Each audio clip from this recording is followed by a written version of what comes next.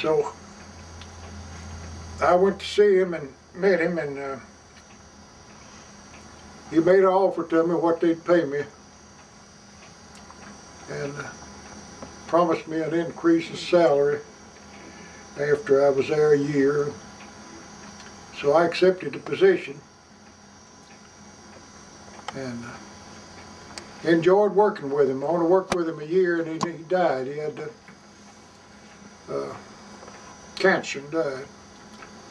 And when he died, they extended Mr. Kelly, who was superintendent at Jackson's, they just extended his territory all the way to St. Louis, and more or less put me in charge of the whole St. Louis division, the northern. Which covered exactly from where to where? From Cairo to East St. Louis. Okay. All the coal mines around Percy, Illinois. It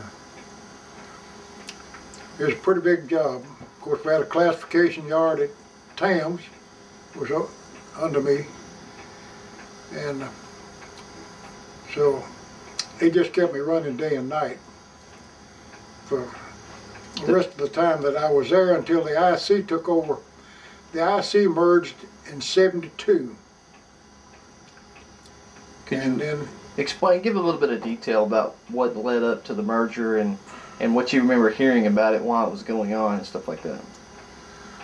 Well, you knew it was coming because everybody said that when Mr. Brock reached a certain age, that they felt like he'd let them have it, which he did. And I don't mean to pause you again. Just for the explain a little bit now. I.B. Tigert, when he was the president, would not sell out, correct? He would not sell to the Illinois Central. Oh no, because we had good business then. You know. Yeah, when I came back, Mr. Tigert was still very active. When I come out of the Navy in '46, I was flagging on passenger. He come out of St. Louis with his car was on the back of number 15. And when I cut in at Cairo to go to work, I got on the car ahead of his car. And I think I told you about it, his man, he called him his man, but he stayed with the car all the time. Like his valet, his cook, everything. But anyway, he came over and said, "Are you Mr. Beard?" And I said, "Well, yeah." He said, "Mr. Tigert wants to talk to you."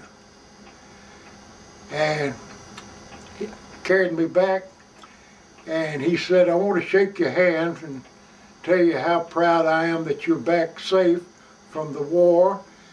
And he said, "Ordinarily we would have dinner, and I would invite you to eat with me, but we're going to park this car at Jackson when we get in, and we're not going to have dinner tonight."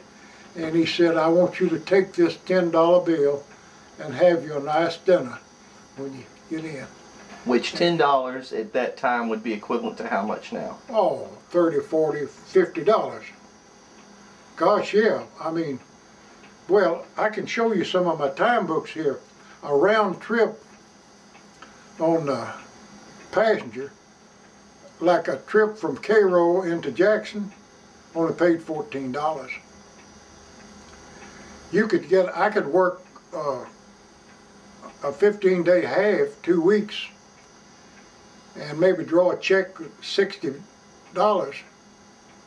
And like you, that was all kind of money then. I mean, you didn't have trouble paying all your bills, your house rent, grocery bills and everything, and still have a pocket full of money.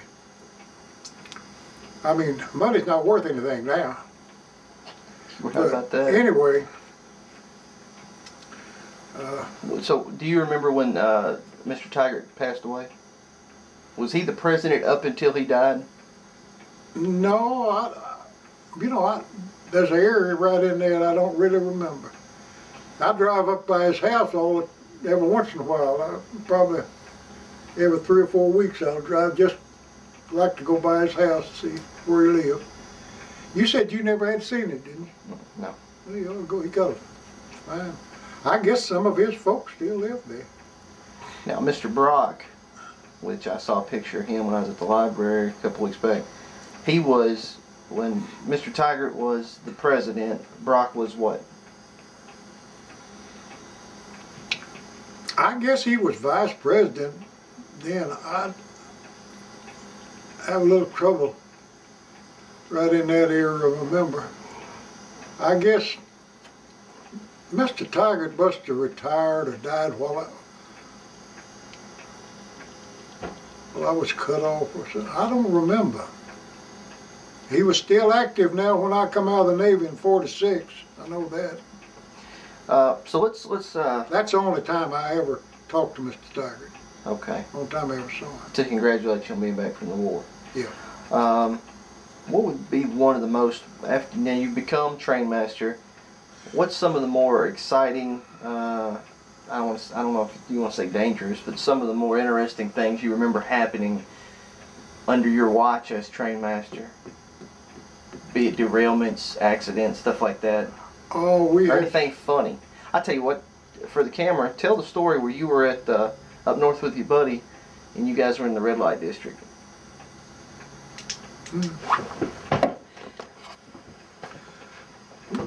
well, we're talking about Cairo, Illinois. Now, when I started running in there, several trains run into Cairo, and we had the passenger trains used to back down into a Union Station at Cairo. It was like little Las Vegas back then. There was one place there, Graves, let's see, something in Graves, saloon. It was like back in the old time, and they had slot machines, silver dollar slot machines all around the walls. I know some of the old conductors would always have a pocket full of silver dollars and play them slot machines. And they had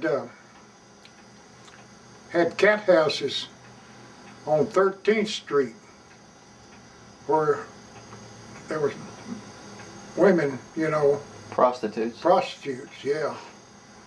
And I can remember we used to walk down that street, walk by there.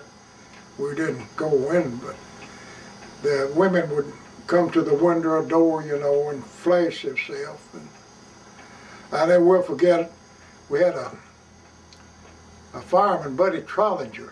Oh, Buddy's been dead for years, but he was real comical, real funny. One of them come out on the porch and said, "Come in, big boy." He said, "No, ma'am." He said, "You wouldn't want to do what I want to do." She said, "I will too." He said, "On the credit?" And you wouldn't want to know what she said then. But anyway, Buddy was really She was otherwise unhappy with him. he was a comedian. One time, he was firing on passenger and I was flagging. And no, I was running baggage. J.C. Woods was a flagman. And we had a man out of Meridian that operated an old steam ditcher. And they were tied up at Union City. They were doing some ditching north of Union City. Well, we got to Cairo. Anyway, we had talked about going on to St. Louis. And so we got to Cairo, everything was right, so we all stayed on the train and went to St. Louis. And this fella that, I can't think of his name, out of Meridian, he was funny, witty. And of course, Buddy Trollinger was too. We all went to Cairo. I mean, to St. Louis, back into Union Station. And there's a little restaurant across the street. We all went over there and eat breakfast for a quarter.